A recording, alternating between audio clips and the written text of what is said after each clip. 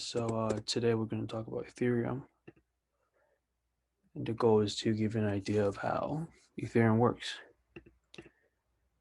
And we're going to break it down to mainly 4 parts. So pretty much like like we talk about in Bitcoin. First, we're going to talk about identity, and then transaction, and then network, and then finally blockchain.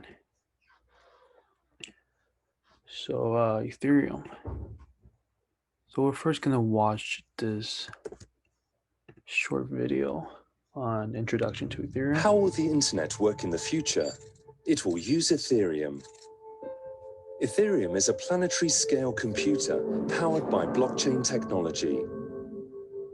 Applications built on Ethereum run exactly as programmed, without any possibility of downtime, censorship, or third-party interference. Ethereum is the secure backbone for everything from e-commerce to the Internet of Things, enabling transparent governance for communities and businesses while keeping user communication secure. Mix, the Ethereum IDE, makes it easy to develop, debug, and deploy your applications, while building UIs is done using your existing web development skills, tools, and favorite frameworks. Ethereum handles user authentication and secure payments for you, as well as messaging and even decentralized storage.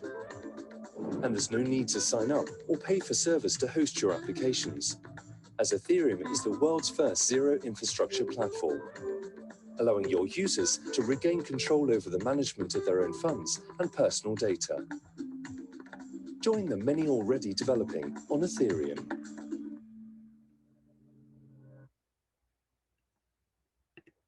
So yeah, that's the introduction video for Ethereum on their YouTube channel. Okay, so we kind of mentioned Ethereum on our first lecture. So we talk about it is a public blockchain. And then what's special about it is that it has this feature called smart contract that you can execute on the blockchain. And we'll dive into a lot of these things, but there's this thing called Ethereum virtual machine, EVM, and then there's Ether, which is the cryptocurrency token for Ethereum, just like Bitcoin for Bitcoin. And then there's this thing called gas, which we'll dive deep into in a few minutes here. But what's special really about Ethereum is its support for smart contract. Okay, so first, the identity for Ethereum. So a Ethereum, unlike Bitcoin, which uses UTXO base, it's not account based. Ethereum is account based, and pretty much like Bitcoin, the address is 20 byte, and then an account here has the following fields, parameters. One is the nonce. Notice the nonce here is not the one we talked about in the last lecture. The one on Bitcoin was about mining, was about the block nonce, and this one is account nonce.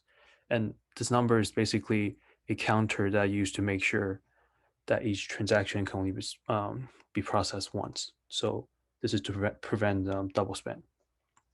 And then an account also has a balance of the amount of ether that it has, and then the contract code, if present, and then the storage, which is empty by default, and you don't have to use it if you don't want to.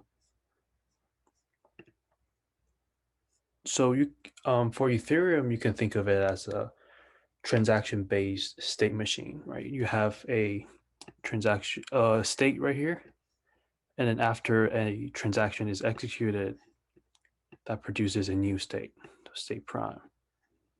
So you can think of it as like a continuous transition between states and states and states. So the state transition here is basically executed by the transfer of value or information between accounts. So like transactions. There are 2 types of accounts in Ethereum. The first is called externally owned account, and the second is called contract accounts. So for the first account, it's pretty much the same account as a regular account in Bitcoin. You use the same, it's controlled by private key, and you create it by generating a private public key pair. So just like we talked about in the second lecture where we talk about cryptography. And then there's the second type of account called contract account, which is controlled by their contract code. So this is the account that kind of stores the smart contract. And then you create this kind of account by using an externally owned account to deploy a contract account, or you buy a contract account could actually deploy another contract account, which is kind of interesting. But so kind of visualize it. There's the externally owned account over here, and then here's the contract account. So they both have an address, so 20 byte, like we talk about, and then a balance, which how many ether this account has, and then the same thing for the contract account. But I guess what's different is the contract account has contract code, so the code for the smart contract, and then some storage if necessary. And they actually both have this thing called nonce, which for the externally owned account is the transaction count, so how many transactions it has executed, and then the contract account is how many account creation count, so how many account they created. Okay, so the second part is transaction. So for Bitcoin, there's a 21 million sort of cap of supply, but for Ethereum, it's a different case. There's no limit or cap on the amount of cryptocurrency ether that Ethereum has. So that's kind of something different from Bitcoin. And then the smallest unit for Ethereum is called weight. And then you can see count down here. And then on the table on the right is basically a conversion table between different units in Ethereum. So 1 ether equal 10 to the 18th weight. That's pretty much like, you have $1, you have like a quarter and then a cent, etc. It's easier to spend that way. So a transaction is basically, put it more formally, is basically a signed data package that stores a message, and then this transaction is being sent from an externally owned account. We'll have some visual demo in a few minutes, but there are two types of transaction. One is called message calls right here, and the other is called contract creation, which creates a new contract. And a transaction contains these data. So a nonce, like we talk about, and then the recipient of the message, who you're sending this transaction to, a signature to make sure that it is you who are trying to spend something that you have, and then the amount of way or ether that you're trying to send to someone. There's also the optional data field, which we'll get into, and then gas limit and price, which we'll get into as well. So a illustration right here, you have different variables, or rather parameters, that you have to provide in order to execute a transaction. So the first, I said there are two types of transaction: message call and contract creation. So for message, and it's also called internal transaction, it is initiated, can only be initiated by externally owned accounts, but the message itself is produced by a contract account. So a message basically contains these data fields. Obviously, you have the sender of the message. This is provided by the externally owned account. And then you have the recipient of the message, and then the amount, the value, and then the data and the gas limit. The gas limit we'll talk about in a bit. So just hold on to that. So a message, these are kind of two scenarios of sending a message. So a message could be sent from an externally owned account to a contract account, well, in that case, it actually activates the contract account's code. So if you send a transaction to the contract account, then the contract account code will be executed. This is actually how you kind of run a smart contract, by sending a transaction to it.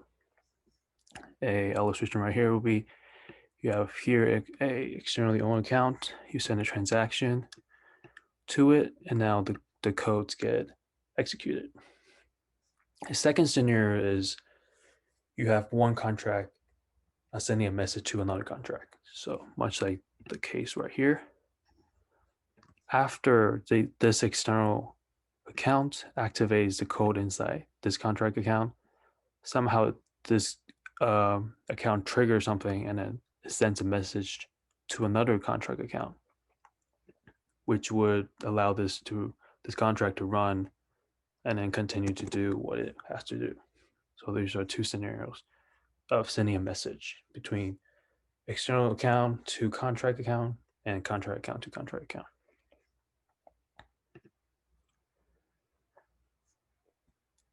Okay, so sending a transaction. So this is kind of summarize what we have so far. So if you're sending a transaction from a external account to another external account, it's basically the same thing as sending something to someone. So it's a value transfer, the Ethereum Ether transfer between two accounts. So this case right here, just an account send it to another account, external account send it to another external account. And if you're trying to send a transaction to a contract, and like we talk about, this actually allows the contract code to be executed. So, and then the transaction data, remember the data field, the optional data field that we talk about, that will be the input to the contract code. So much like this case right here, you have the external account, you send a transaction to a contract. Now that will activate the contract to run, and then any data that's sent along with the transaction will be put into the contract, and then the contract will use that as a parameter to run, and then whatever it has to do, it will continue to maybe execute some more transaction or some message call. And the way that you create a contract, right, is by sending a transaction to an account that's 0. So you send a transaction to the target 0, address 0, and that actually creates a new account, again, from the transaction data that you send along with the transaction. Like this case right here. You are an external account, and then you send a transaction to this target address 0, and that creates a new contract for you. And now you have a contract in which in the future you can send transaction to it, and then the code in it will execute. So that's how you create a contract. So Ethereum Network, we mentioned in the beginning something called Ethereum Virtual Machine, EVM. This is basically like a mini computer that process all the transaction and run the contract code. So like we're here, and this is run by each node. So each node would run a EVM, and this EVM, this virtual machine, has a feature that's called Turing complete, which basically, to put it in a simplified way, is that it can perform any computation given enough time and memory. So you could do loops, while loops, for loops, and if statements, and everything that basically a computer can do. And it operates based on bytecode, which if you write a smart contract, it will be in a programming language, but when it actually runs on the EVM, it will kind of turn into this bytecode, and then that the bytecode will be executed on the EVM. And another key thing about the EVM is that it's slow. So currently you can only do 10 to 20 transactions per second using this EVM for Ethereum. Um, and that's because, every transaction is processed by every node. And so the the fastest possible time is only as fast as the slowest machine. So no matter how fast the other computers are, if there's one slow machine, then that will slow the whole network down.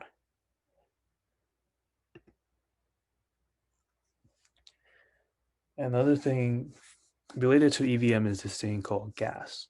So basically, it's the digital fuel for EVM. So a more formal definition will be this. A gas is basically a unit that measures the amount of computational effort that's required to execute a specific operation on EVM. So basically, every operation on EVM, you need a certain amount of gas in order to execute.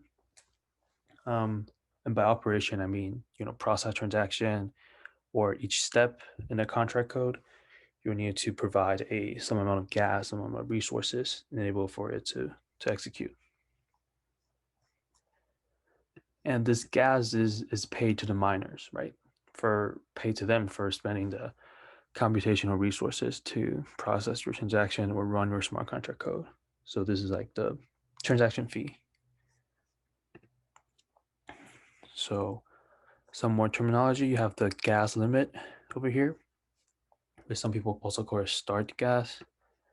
This is the maximum amount of gas that you, the sender, is willing to pay to execute this transaction. And then the gas price is the unit, the fee the sender pays per unit of gas. So how much are you paying per unit of gas? Or in another way to put it is per computational step.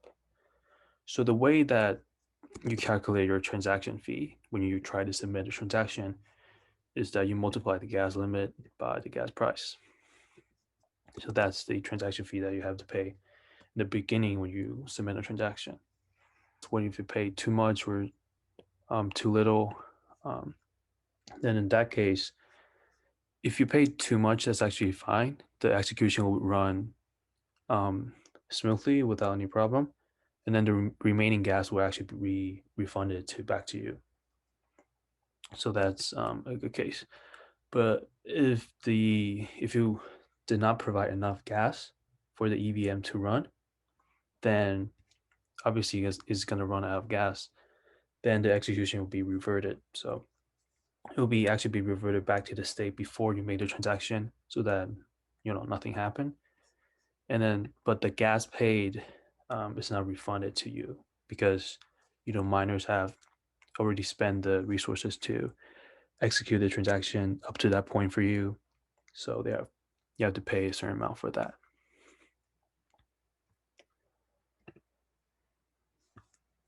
And then lastly, the Ethereum blockchain. So for Ethereum 1.0 it also uses proof of work for the consensus mechanism. So proof of work, like we talked about on the last lecture on Bitcoin. So this is pretty much the same slide. It's just I changed Bitcoin to Ethereum. So the same thing applies, right? You're trying to find a nonce that allows the hash of the block to have a certain amount of leading zeros. You're basically trying to solve a puzzle here. Something different for Ethereum mining, however, is the steps here is a bit different. So you still have to download the entire blockchain, and then you still have to verify transaction, of course. But then for each transaction, you also have to run the smart contract code that's invoked by each transaction. So you have to not only verify the transaction is valid, you also have to execute the transaction sent by you and the smart contract code. And obviously you have to put all the transaction into a block You have to solve the puzzle, do the proof of work, and then you broadcast your block, and then finally, hopefully, you make a profit.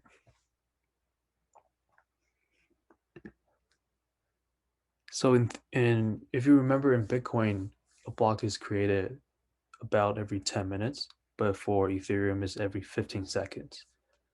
Um, so that's a huge difference. And because it creates a block every 15 seconds, there's going to be a lot of blocks that's not included in the main chain. So those are called um, well, those are called orphan blocks. But for Ethereum, it's a different thing. Is there's this thing called uncle blocks, which basically is a discovered block that is not included in the main chain, but some miner is able to pick it up um, and use it as a reward for it. So that increased the amount of transaction per second that Ethereum is able to process. So smart contract. Basically, I mean, we talk about this a little bit about the smart contract account, and you have to execute the code inside. But what is it exactly? It's basically a self-executing contract. And what is a contract? Just a normal contract is just an agreement between different parties, and for smart contracts, it's just a different version of it. It's you write the terms and agreement in code, and it will automatically execute the code on the blockchain. So that's interesting thing. I'm not gonna dive too deep into it because we have a workshop on this right after this lecture. KY is gonna give a introduction to and a demo to how to write a smart contract and stuff like that. So it'll be after this lecture.